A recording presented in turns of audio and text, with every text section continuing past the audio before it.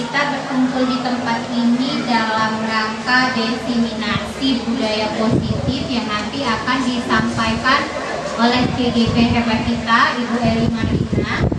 Nah, sebelum kita mulai, kita minta dulu kata sambutan dari Ibu Ramadhani mewakili Ibu Kepala Sekolah. Assalamualaikum warahmatullahi wabarakatuh.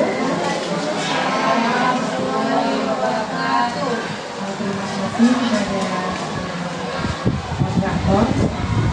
Jadi Bapak Ibu yang saya hormati dan juga ini Marlina, hari ini akan mengadakan diseminasi budaya positif yang akan diterapkan di SMP negeri ini, di sekolah kita. Jadi mudah-mudahan dengan adanya diseminasi yang disampaikan oleh Bu Eli ini bisa membuat sekolah kita menjadi sekolah yang lebih bagus lagi, yang bisa membudayakan disiplin positif, sehingga guru-guru akan terdampak dengan apa yang disampaikan oleh Bu Eli. Untuk itu, marilah kita bersama-sama menyimak, mendengarkan dan berdiskusi tentang apa yang akan disampaikan oleh Bu Eli. Demikianlah yang saya sampaikan. Assalamualaikum warahmatullahi wabarakatuh. Bapak Ibu, karena ada istilah ikan cepat ikan gabus, lebih cepat lebih bagus, maka langsung saja kita beri kesempatan kepada Ibu Eli untuk melakukan diseminasi budaya positifnya.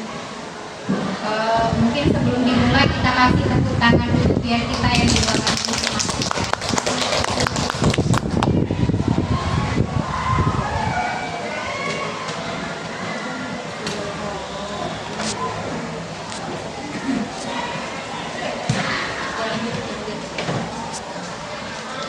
Assalamualaikum warahmatullahi wabarakatuh.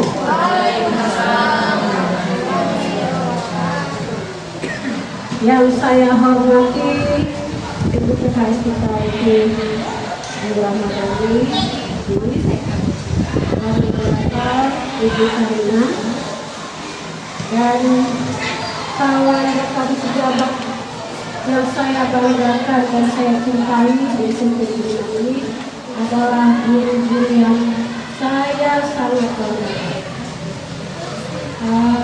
Terima kasih sudah mau meluangkan waktunya untuk datang dalam rangka diseminasi aktivitas saya dalam pelatihan PGP saya itu angkatan 11. Jadi di sini saya akan memaparkan materi saya tentang budaya positif.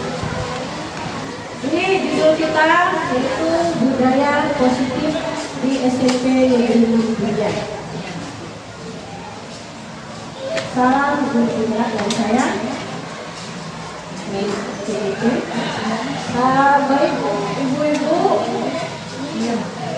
coba kita relax sebentar supaya tenang yang ada di depan dalam mengajar ya bersama guru kita.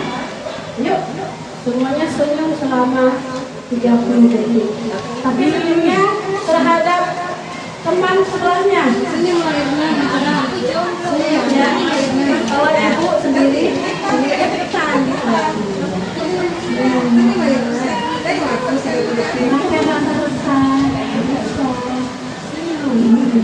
Karena sini adalah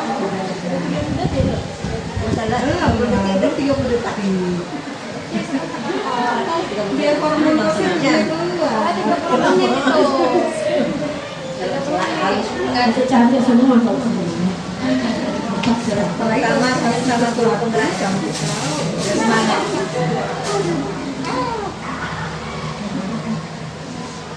Oke, dah. Next. Sebelum kita mau melanjutkan kita buat kesepakatan dulu dalam destinasi ini. Pertama, menghargai siapapun. Kedua, menjadi pendengar yang baik. Dan yang ketiga, bahwa besar hatinya dengan hati pelindung atau komisi. Ya, lanjut.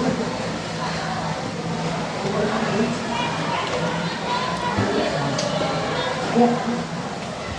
Di situ seorang guru yang baik harus memiliki kemampuan untuk mewujudkan budaya positif.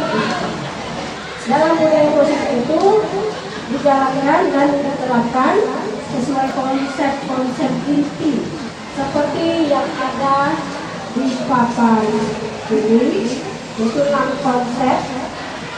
Coba saya tanya sama ibu-ibu, apakah konsep yang 6 ini sudah diterapkan?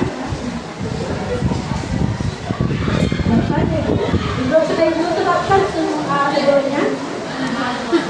Sudah? Sudah ibu. Yang belum, ada yang sudah.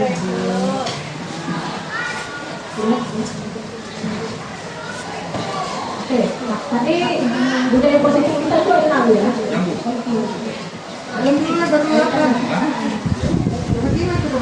Dalam budaya positif itu kan ada 6. Satu, disiplin positif. Oke. Itu arahnya adalah tentang disiplin diri. Disiplin diri yang dapat mengontrol diri dan melakukan segala tindakan. Itu ada gambarnya, ya. Disiplin diri yang dilakukan oleh siswa kita. Ya. Di dalam disiplin diri juga, murid bisa memahami dan menyadari berdasarkan motivasi internal, bukan akibat paksaan, ujian, atau tuntunan. Jadi disiplin diri itu yang ditanamkan oleh murid kita ada 6 karakter profil pelajar Pancasila. Apa saja itu? Beriman, bertakwa kepada Tuhan Yang Maha Esa, mandiri, berkehidupan global, bergotong royong, kreatif, dan bernarasi. Sebelum itu Ibu masih ingat nggak waktu Ibu di kelas sudah ada menyanyikan profil pelajar Pancasila kepada siswanya? Belum. Kita belajar lagi dulu ya Bu, bagaimana kita bisa menanamkan profil pelajar Pancasila dari siswa. Kita nyanyi ya Bu. Itu saya ya Bu. 1, ini nadanya versinya beca. Beca, tolong bawa saya. Abang beca, Versinya, ini Bu. Ya, ini lagunya ya. Belajar Pancasila, beriman dan bertakwa. 1, 2, 3, ya. Belajar Pancasila, beriman dan bertakwa pada Tuhan Yang Esa dan berakhlak mulia, berkejiran global, gotong royong mandiri, kreatif dan bernarasi. Belajar Pancasila, beriman dan bertakwa pada Tuhan Yang Esa dan berakhlak mulia, berkejiran global, gotong royong mandiri, kreatif dan bernarasi. Tepuk tangan untuk kita semua. Kedua adalah motivasi perilaku manusia. Di sini ada 3 motivasi perilaku manusia. Ya. Pertama, menurut pendapat Jana Gosen,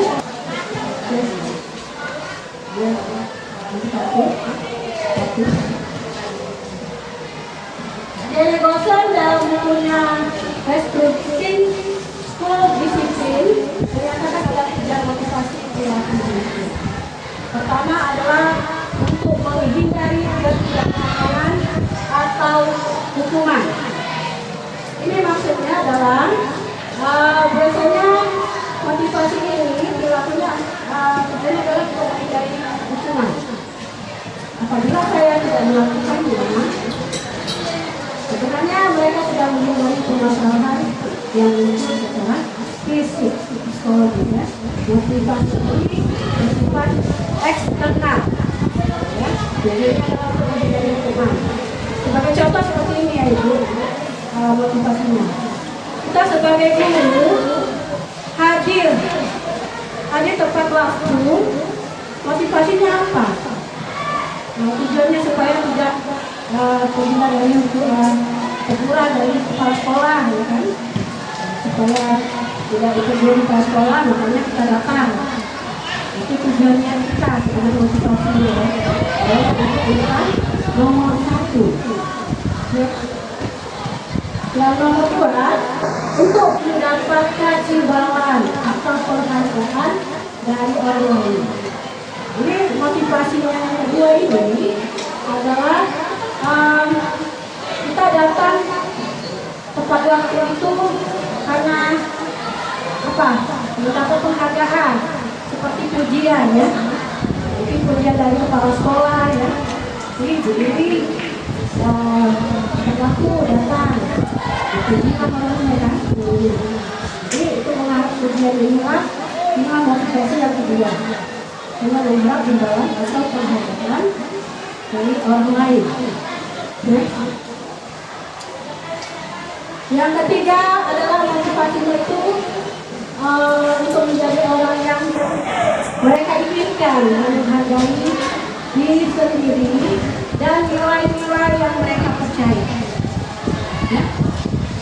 Jadi mengharap imbalan tadi, ya. Yang ketiga menghargai diri sendiri.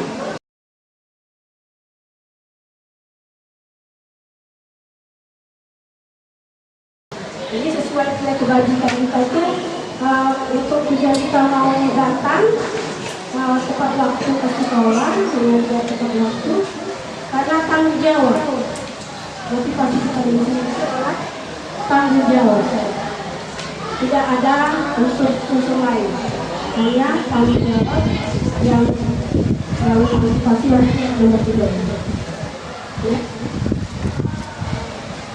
Yang kedua adalah tentang keyakinan sekolah atau kelas. Keyakinan sekolah. Di sini guru berperan menunjukkan terbentuknya keyakinan sekolah atau kelas dengan adanya kesepakatan antara guru dan murid. Mungkin ibu sudah mempraktekannya di kelas, apalagi wali kelas, ya. Wali kelas sudah membuat kesepakatan keyakinan kelas. Seperti saya sudah buat prakteknya di kelas di awal pembelajaran atau sesudah pembelajaran itu kita bisa juga menggunakannya. Keyakinan kelas pada anak-anak hari ini kita mempelajari tentang keyakinan kelas. Apa itu keyakinan kelas? Kalau ada yang menjawab, keyakinan itu dia percaya, Bu. Ya, betul. Percaya kepada siapa? Kepada temannya, ya kan? Karena yang dilakukannya itu benar, ya. Tetap janji, ya. Yakin kita sama seseorang, maka diberikan kesepakatan atau keyakinan tersebut. Jadi dalam bentuk keyakinan itu adalah kepercayaan suatu individu dalam suatu permasalahan. Dalam keyakinan kelas itu dibuat peraturan, misalnya peraturannya tidak boleh supaya kita ini nyaman, bersih, indah, enak dipandang, nyaman. Bagaimana ya, tenang ibu? Maka kita buatlah peraturan kelas dulu, ya. Peraturan kelas misalnya seperti itu. Ayo, peraturan kelas apa? Tidak boleh membuang sampah sembarangan. Kalau yang kedua, tidak boleh ribut, tidak boleh berkelahi. Yang artinya peraturan itu adalah larangannya ya. Tidak boleh. Lalu ada diterapkan lagi penyajiannya tentang keyakinan kelas, supaya peraturan tadi dibagikan menjadi keyakinan kelas apa? Misalnya kalau kebersihan itu bagaimana membuat keyakinan kelas? Ada yang menjawab, menjaga kebersihan Bu. Iya betul, menjaga kebersihan kelas ya. Jadi yang pertama menjaga kebersihan kelas. Dua apa lagi? Kalau tidak ribut, tidak boleh ribut. Harap tenang Bu. Iya betul. Nah seperti itu ya Bu. Jadi kalimatnya begitu semuanya besar apa? Jadi pendek ya. Jadi sederhana dalam bentuk kalimat keyakinan kelas. Jadi seperti itulah. Jadi kalau contoh-contohnya apa saja? Misalnya yang nampak dan tidak nampak. Yang nampak itu apa? Kalau misalnya membuang sampah tuh. Si anjing membuang sampah Bu, sembarangan di meja. Kan nampak. Kalau tidak nampak apa? Dia membuang sampahnya tidak ada yang tahu. Dia langsung membuang sampah di tempat ini. Tempatnya tidak ada disiplin dirinya untuk menanamkan rasa kebersihannya, kepeduliannya kepada kelasnya. Seperti itu yang tidak dilakukan. Itu contohnya ya Bu. Itulah saya terapkan kepada anak-anak di dalam kelas tentang keyakinan sekolah dan sekolah. Next. Nah ini contohnya Bu yang saya buat. Keyakinan kelas 8 itu. Saya oleh kelas 8. Itu pertama hadir tepat waktu. Ini kan ada keyakinan kelas sudah sepakat ya kan? Sama guru dan nanti. Kedua, gimana Pak? Dilakukan dalam mengucapkan salam, ya. Dan sesudah pelajaran itu berdoa sebelum belajar dan sesudah belajar juga. Lalu melaksanakan tugas dengan tepat waktu. Kalau ada yang permisi, ya, permisi meminta izin ya, meminta izin keluar ruangan. Lalu membuang sampah pada tempatnya. Lalu melaksanakan 5S. 5S itu kan untuk Ibu. Apa itu? Senyum, sapa, salam, sopan, ya, nah itulah ya Bu, keyakinan kelas. Jadi ada rasa berarti anak-anak akan tahu keyakinan kelas kalau dilanggar. Nanti akan dikatakan lagi sama gurunya ya, ya.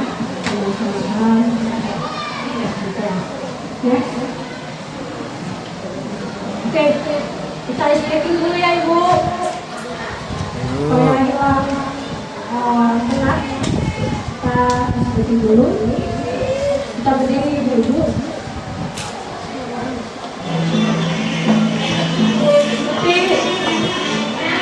Diputar-putar, bertepuk tangan diputar-putar, bergerak bahu, tangan diputar-putar, megang lutut, goyang-goyang, goyang-goyang, goyang-goyang.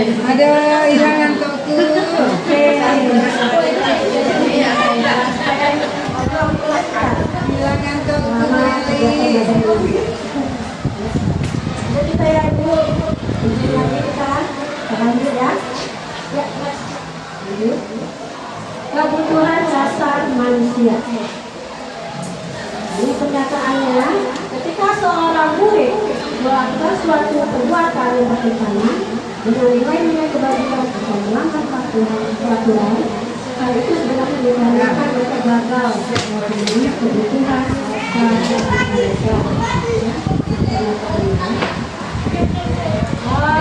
Kebutuhan dasar manusia itu ada 5. Kita butuh semua itu. Pertama, bertahan hidup. Kedua, kasih sayang dan rasa diterima. Ketiga, penguasaan. 4, kebebasan.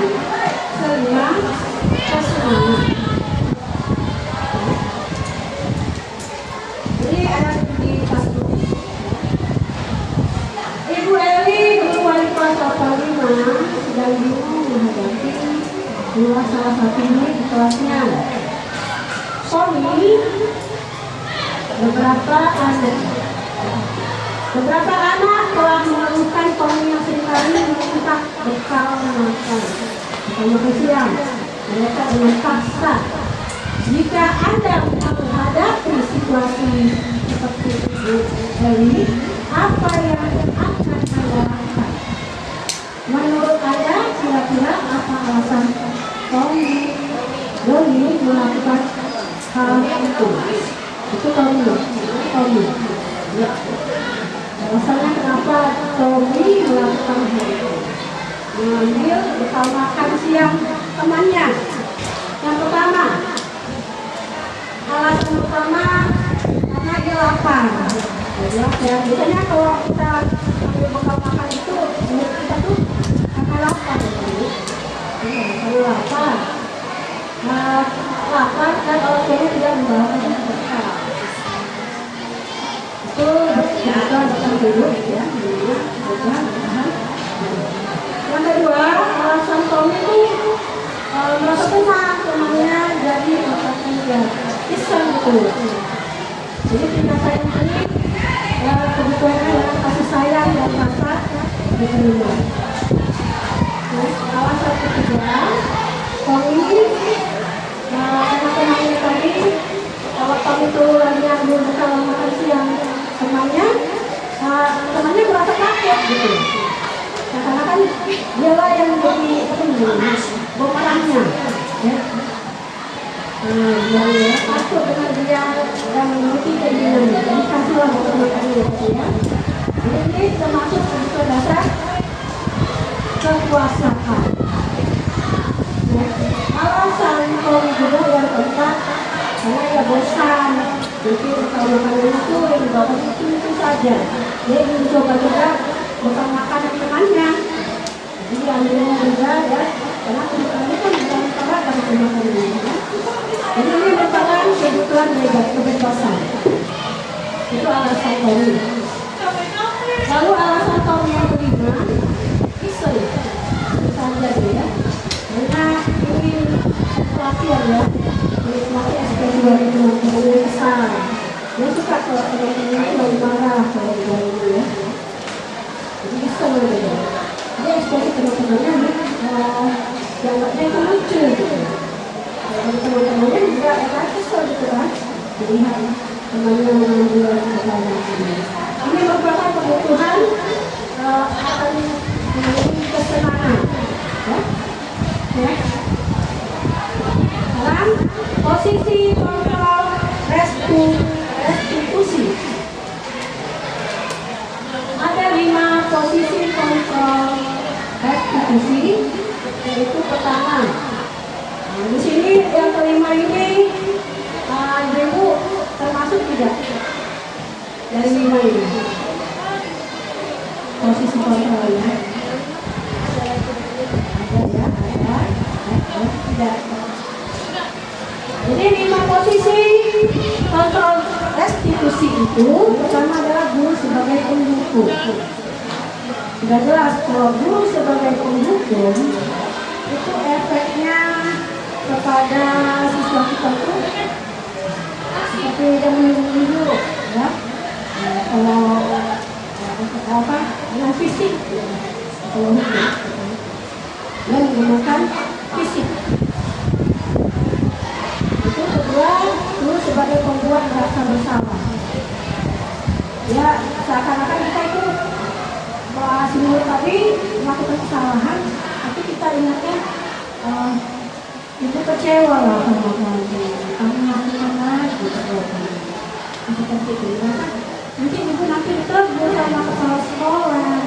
Jadi guru sebagai pembuat rasa bersalah itu termasuk yang ketiga sebagai teman.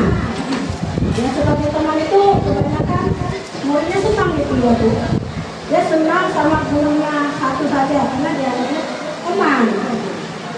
Bagaimana kalau teman itu kan dekat, dekat gitu ya kan. Jadi dia ada semangat dalam belajar. Lalu sebagai pemantau. Biasanya kalau sebagai pemantau itu dia mengawasi dari gerak-gerik siswanya, belajar dan belajar dengan melihat atau ya, di luar juga ada namanya sebagai pemantau yang mengawasi. Lalu manajer, guru sebagai manajer. Ini manajer ini posisi kontrol itu bagus ya. Karena apa? Karena sebagai manajer itu dia mencari solusi permasalahan dari muridnya. Dia mengevaluasi dari setiap pertanyaan kalau muridnya itu ada masalah. Ya, jadi manajer ini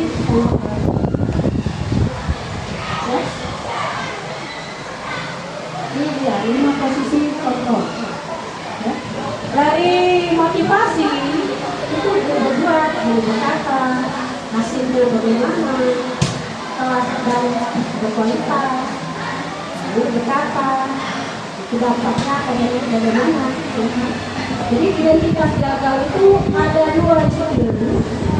Sebagai untuk menghindari hukuman, itu sebagai penghukum, guru sebagai penghukum. Yang kedua, pembuat rasa bersalah.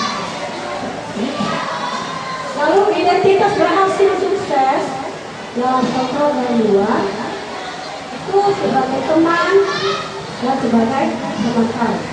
Ya, itu contohnya itu mengharapkan imbalan atau ketergantungan terhadap. Ya. Lalu sebagai manajer ini identitas yang berhasil ya, karena dia mengontrol dirinya. Memang kita kalau guru melihat murid lagi ada masalah, misalnya lagi berkelahi, lagi kesalahan, jadi kita kontrol diri dulu. Memang rasanya marah, tapi tahan dulu. Supaya apa? Ada kata menghargai murid kita, maksud gimana? Tanyakan, cari evaluasi dulu, cari solusinya. Dengan tanggung jawab kita sebagai guru itu dalam posisi yang lebih sangat bagus.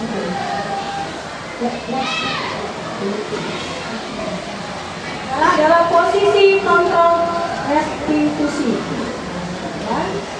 Tadi saya sebutkan tadi di antara kelima tadi di posisi kontrol yang lebih baik adalah posisi kontrol sebagai manajer.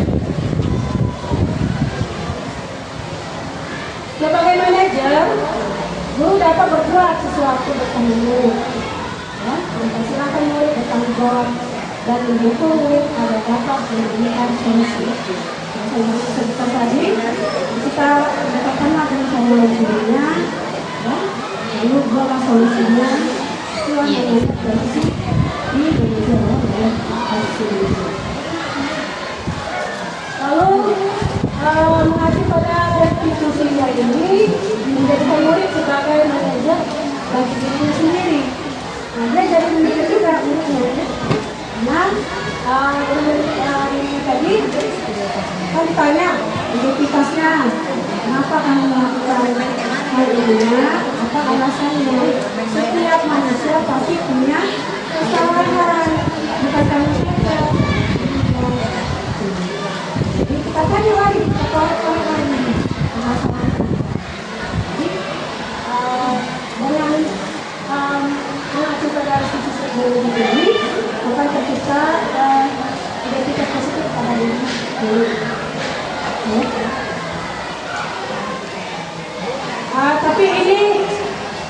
namanya satu persatu ya.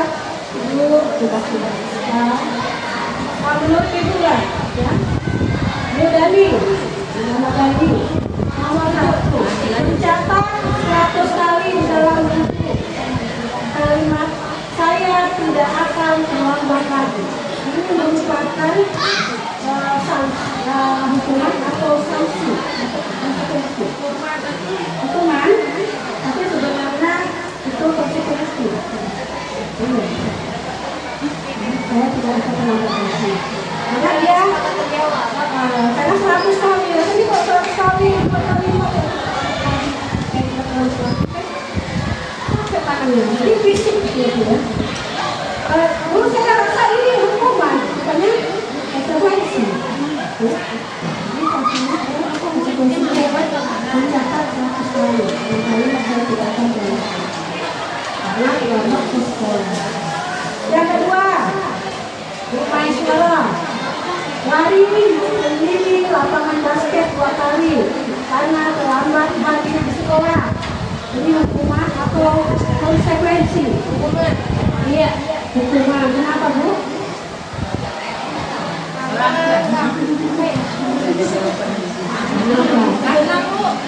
Kenapa, Bu Mega? Karena nggak ada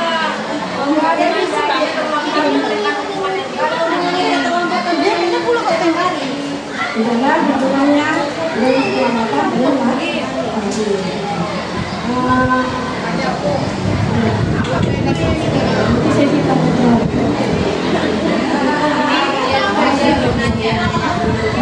Ini lari mengelilingi lapangan basket. Ini fisik. Ingat kalau namanya hukuman itu berkenaan dengan fisik. Kalau lari itu dia kan aktif kan. Kalau dia lari kan pasti dia capek.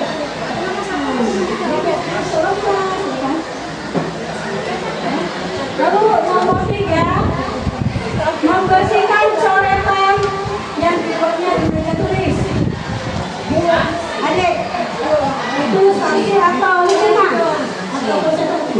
Sanksi. Ini ada sanksi atau konsekuensi ya. Karena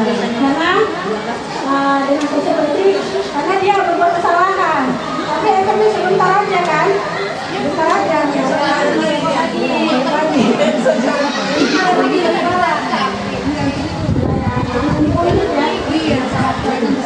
Lalu nomor 4, Bu Mulyati, murid diminta untuk kontak 12 kali karena tidak menggunakan masker di sekolah. Hukuman. Katanya kalau konsekuensi dia bagaimana?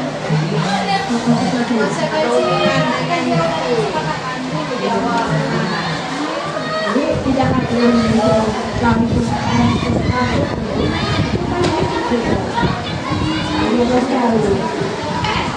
yang kelima, Bu Raima, menggantikan kertas tugas teman yang telah dicoret. Ini konsekuensi atau hukuman? Sanksi.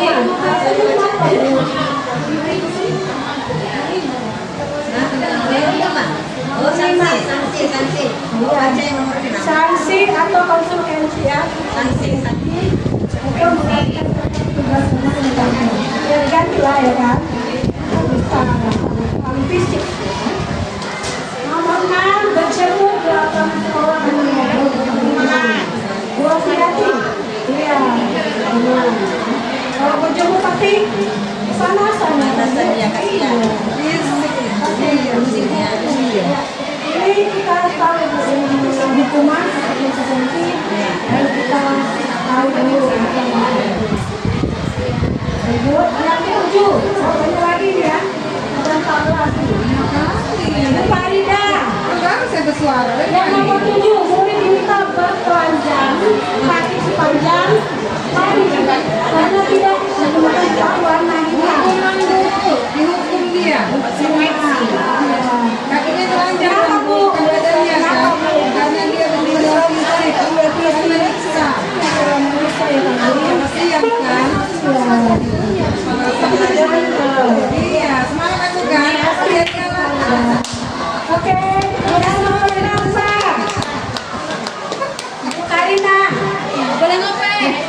Berdiri di Bu, depan dia kelas. malu, Bu. Angkat kaki satu. Baca surat dari pacarnya dia, Bu. Karena tidak bisa menjawab pertanyaan. Hukuman. Iya, hukuman. Nah, visit ya, Bu ya. Capek betul, Bu. Karena kita dulu pernah jadi seperti itu ya, Bu. Amin. Berharap ya, Bu.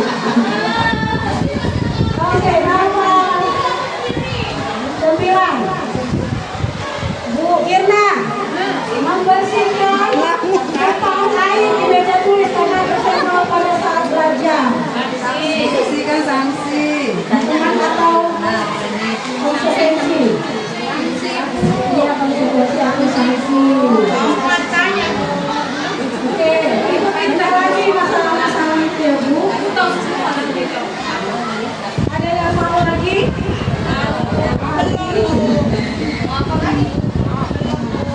Membersihkan WC. Jangan langsung bersihkan. Temannya. Ya, hukuman atau konsekuensi? Hukuman? Iya, benar. Terima kasih, Ibu. Itulah biar kita tahu yang namanya hukuman dan konsekuensi. Artinya, dengan memberikan hukuman, itu hukuman dengan fisik. Ya. Efeknya nanti siswa kita itu menjadi rasa dendam. Ya.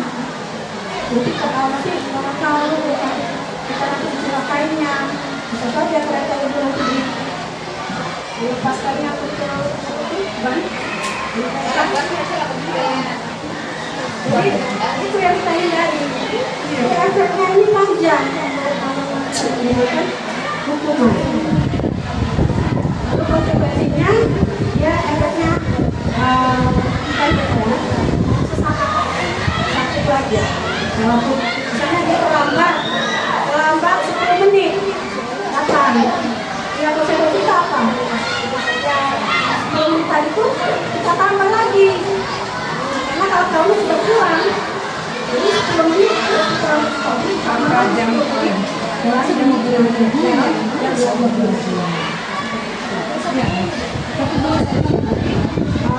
Kita ambil saja ya. Oke, sekarang segitiga restitusi. Tahapan dalam merumuskan segitiga restitusi itu ada 3 bagian. Pertama, menstabilkan identitas. Kedua, validasi tindakan yang salah. Yang ketiga, menanyakan keyakinan seseorang. Itu tahapan segitiga.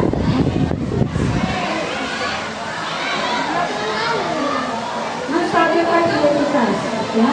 Dalam menstabilkan identitas ini, prinsipnya untuk membuat kesalahan dalam proses pembelajaran yang nantinya akan membentuk identitas gagal, sekarang identitas sukses, ya.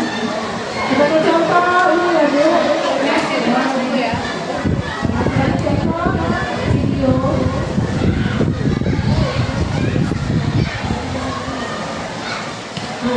Pada hari Sabtu pagi yang pertama pembelajaran bahasa Indonesia di kelas 85, seorang guru bernama Abed terlambat datang ke sekolah.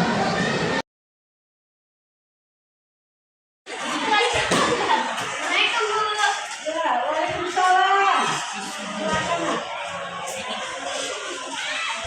Abel, jadi setelah pelajaran selesai, kamu kembali ya. Ya. Lanjut pelajaran kita. Semua perhatikan ke depan. Apa kabar hari ini kamu, Nak? Sehat, Bu. Kamu tahu kenapa alasan kamu Ibu panggil ke sini? Terlambat datang ke sekolah. Membuat kesalahan adalah sesuatu yang wajar. Manusia tidak ada yang sempurna. Kita bisa memperbaiki kesalahan ini. Saya tidak menanyakan kesalahannya, tetapi fokus memperbaiki kesalahan ini. Apakah kamu ini telah menjadi orang baik untuk dirimu sendiri? Belum, Bu. Masih banyak kesalahan saya. Kamu pasti punya alasan kenapa kamu terlambat. Apa alasannya, Nak? karena sepeda saya rusak, Bu. Jadi saya harus jalan kaki ke sekolah, Bu. Berapa jarak rumahmu ke sekolah? 3 kilometer, Bu. Keyakinan kelas apa yang telah kita sepakati? Apakah kamu masih ingat? Ingat, Bu. Coba, keyakinan kelas apa? Komitmen, Bu. Apa itu komitmen? Menjalankan kesepakatan kelas yang sudah kita sepakati di awal masuk sekolahnya, Bu. Kira-kira kamu bersedia tidak untuk memperbaiki kesalahanmu ini? Bersedia, Bu. Saya akan memperbaiki sepeda saya agar tidak seperti ini lagi, Bu. Kamu ingin orang seperti apa, Nak? Saya ingin menjadi orang yang bertanggung jawab, Bu. Untuk memperbaiki proses pembelajaran ini, apa yang kamu lakukan? Memperbaiki sepeda saya, Bu. Saya akan berusaha tidak akan terlambat lagi. Saya hargai usaha kamu. Sekarang, silakan kembali masuk kelas. Terima kasih ya, Bu.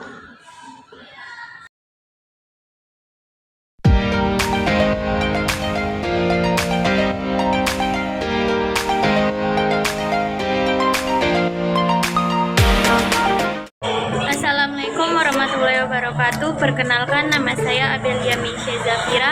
Saya kelas 8 dari SMP Negeri 6 Binjai. Saya dan guru saya melakukan kegiatan positif. Saya sangat senang sekali karena bisa menyelesaikan masalah saya dengan kesadaran. Dan sebab itu saya bisa memperbaiki diri saya. Sekian, terima kasih. Ini video ini dulu seperti biasa murid kita kalau terlambat masuk kelas. Jadi saya menanyakan siswa saya dengan pertanyaan-pertanyaan. Pertama, tadi saya waktu mengajar siswa saya tegur, Abel, nanti setelah pelajaran selesai, jadi pagi saya ke kantor dulu ya. Ya, setelah selesai, murid kita datang ke ruang guru. Lalu kita tanya dengan rumusan tes itu. Itu menstabilkan identitas. Ya, dalam menstabilkan identitas ini saya menanyakan apakah kenapa kamu terlambat? Ya, jadi dengan tiga substansi tadi sudah saya lakukan. Jadi siswa itu kita harus tahu gitu. Alasannya kenapa dia terlambat? Ya. Memang setiap manusia itu tidak sempurna ya. Karena kita pun bisa saja berbuat seperti itu. Misalnya dalam terlambat tadi ibu pun seperti itu juga ya, terlambat. Tapi ibu tidak punya kesalahannya. Atau tetapi ibu menanyakan ya, menanyakan ini kenapa alasannya kamu terlambat? Alasannya katanya dia sepedanya rusak. Jadi terlambat sekolah. Seperti itu. Jadi kita menggunakan keyakinan juga. Kita sudah membuat kesepakatan keyakinan kita sesuai komitmen. Kalau terlambat sekolah, terlambat waktunya kelas, maka itu harus komitmen ya, harus bertanggung jawab, harus menghargai disiplin waktu. Seperti itu. Oke, sekarang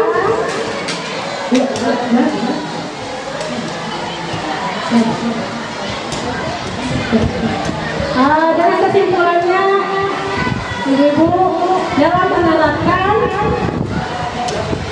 budaya positif yaitu dari segi tiga institusi, maka pendidik bisa membantu siswa kita dalam mengembangkan pemahaman yang lebih baik tentang dampak tindakan mereka.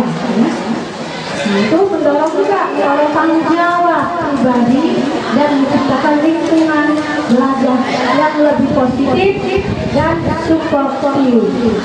Itulah kesimpulan dari penerapan budaya positif di sekolah kita yang kita cintai. Terima kasih Ibu. Inilah dari kami saya, dari kata semboyan, semoga bergerak, lekas bergerak, dan mari menggerakkan. Terima kasih. Wassalamualaikum warahmatullahi wabarakatuh.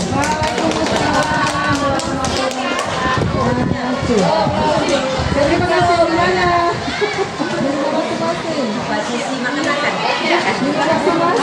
Terima kasih Ibu Eli atas pemaparannya yang sangat luar biasa untuk kita semua. Mungkin dari yang Ibu paparkan tadi adalah gejolak-gejolak pertanyaan, penasaran dari Bapak Ibu guru. Untuk itu kita buka sesi tanya jawab. Sesi pertama untuk 3 orang yang ingin memberikan pertanyaan, masukan maupun saran. Ayo Bapak Ibu kita persilakan. Iya, Bu Rasma. Yang mau saya tanya, apa itu segitiga? Apa tadi? Restitusi.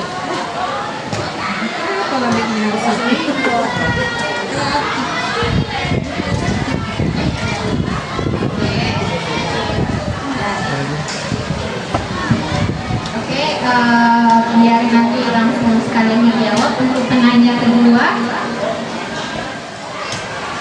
bagian kedua ya Bu Ros, silakan Bu. Maaf, boleh dulu.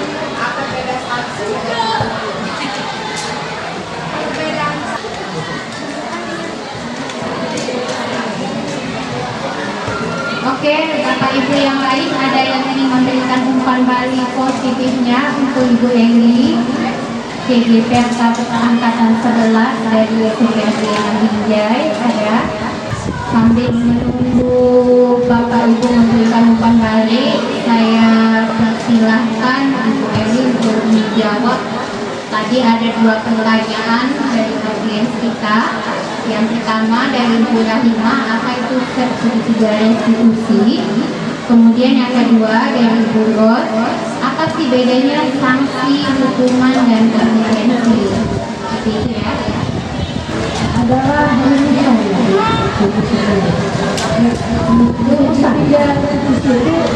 segitiga.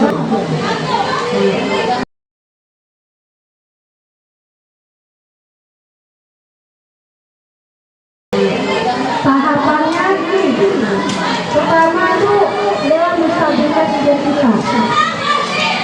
Pertanyaan seperti ini, menstabilkan identitas. Kamu terlambat, kenapa kamu lakukan, kenapa kamu lakukan? Setiap manusia pasti merasa bersalah. Tidak ada yang sempurna ya. Nah, melakukan kesalahan itu memang bukan kita saja, semua ya. Jadi kita tanya identitasnya kenapa kamu melakukan ini? Kita tidak tanya masalahnya saja, kita tanya alasannya kenapa kamu melakukan. Jadi itu menstabilkan identitas. Lalu validasi tindakan yang salah. Tindakan yang salah yang dilakukan adalah dari kelompoknya tadi di dalam kelompok. Lalu menanyakan keyakinan. Kamu tahu kan? Kita sudah mempelajari tentang keyakinan kelas. Hadir tepat waktu. Sudahkah kamu melakukannya dengan komitmen? Sudah tepat waktu. Kita tanya keyakinan. Lalu apa yang kamu mau? Seperti apa? Oh, tentang jawab Bu. Tidak akan terlambat lagi. Saya akan memperbaiki sepeda saya Bu. Jadi 3 tahapannya kita tanya kepada si anak tadi kalau ada kasus murid. Ada contoh-contoh pertanyaan sesuai dari tiga ini. Ya, seperti itu ya Bu. Lalu untuk pertanyaan Bu Ros, ya, apa perbedaan dengan sanksi dan hukuman? Hukuman itu adalah suatu peraturan bagi diri kita, maunya kita, ya, dia menggunakan fisik. Fisik itu kan misalnya hukum, hati, ujung, dengan berkata itu juga fisik.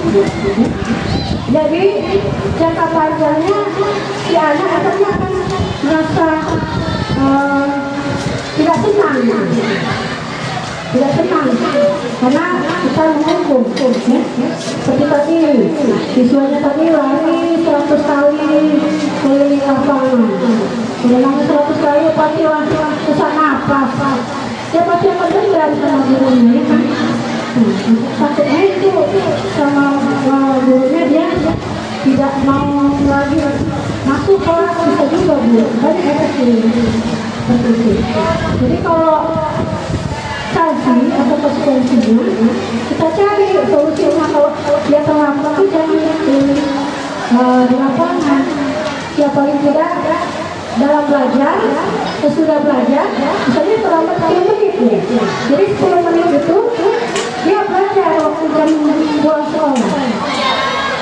Ya, itu satu sanksi atau konsekuensi kita sebagai guru dalam melakukan kasus dari siswa seperti itu ya Bu. Sudah ya. Menurut Ibu tanggapan dan komentar Ibu mengenai materi kita ini bagaimana? Berikan masukan Ibu. Menurut ada masukannya?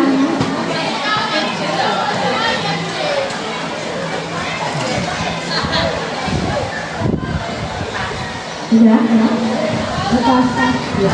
kasih ya Bu. Oke, terima kasih kepada Bapak Ibu yang telah berpartisipasi aktif dalam diseminasi budaya positif yang tadi disampaikan oleh Bu Eli. Sebelum saya tutup, saya simpulkan dulu beberapa poin. Yang pertama tadi tentang apa itu segitiga restitusi. Jadi segitiga restitusi itu merupakan proses yang bertujuan untuk membantu murid memperbaiki kesalahan sehingga dia dapat kembali ke kelompok dengan karakter yang lebih kuat. Yang tadi sudah disampaikan oleh Bu Eli melalui 3 tahapan, yaitu menstabilkan identitas, memvalidasi tindakan yang salah, kemudian menanyakan keyakinan. Kemudian untuk poin keduanya, apa bedanya sanksi dengan hukuman? Jadi kalau hukuman itu dia biasa hanya berfokus kepada perubahan perilaku. Misalnya tadinya dia tidak terlambat karena dihukum lagi ya Bu ya 100 kali putaran, maka besok dia tidak terlambat memang, tapi tujuannya hanya untuk menghindari hukuman. Sedangkan sanksi tadi dia fungsinya untuk motivator moral atau menyampaikan norma atau aturan-aturan yang telah disepakati di awal. Jadi ketika anak terlambat kita ingatkan dulu apa kesepakatan sekolahnya, itu anak yang terlambat. Misalnya tadi disampaikan contoh anak yang terlambat itu mengutip sampah, itu sudah disepakati di awal. Jadi ketika anak terlambat kita suruh mengutip sampah, itu sesuai dengan kesepakatan untuk mengingatkan dia kepada aturan atau kesepakatan yang telah dibuat di awal. Saya rasa cukup untuk hari ini. Terima kasih kepada Ibu Eli yang telah menularkan pemahaman tentang disiplin dan nilai-nilai positif kepada kami warga SMP Negeri 6. Semoga kedepannya kita dapat pelan-pelan menerapkan disiplin positif ini kepada lingkungan kita. Mungkin berubah itu kita tidak bisa sekali dalam hitungan singkat gitu, karena kita bukan proyek ya kan. Jadi besar harapan saya melalui diseminasi ini membawa dampak positif buat kita semua. Saya akhiri. Assalamualaikum warahmatullahi wabarakatuh. Selamat siang semuanya.